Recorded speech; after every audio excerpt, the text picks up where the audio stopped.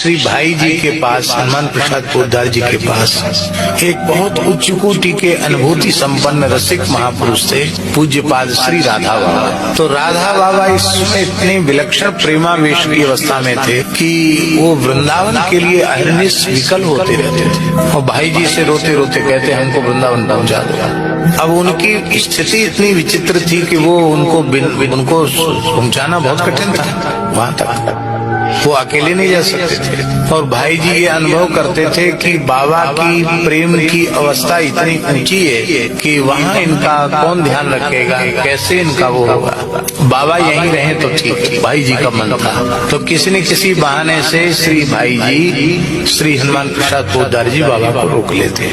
एक दिन बाबा थोड़ी मान में आए, बोले तुम झूठ बोलते हो कि हम भेज देंगे भेज देंगे भेज देंगे, कितना लंबा समय बीत गया, आपने हमको वृंदावन नहीं भेजा, अब हम चले जाएंगे, अब हम किसी की नहीं सुनेंगे, आपकी भी नहीं सुनेंगे। तो भाई जी ने हंस करके कहा देखते हैं आप कैसे वृंदावन जाते हो, बोले आप देखते रह जाना, हम चले जाएंगे। रात्रि को जब बाबा अतिशय विकल हुए तो साक्षात श्री कृष्ण उनके सामने प्रकट हुए।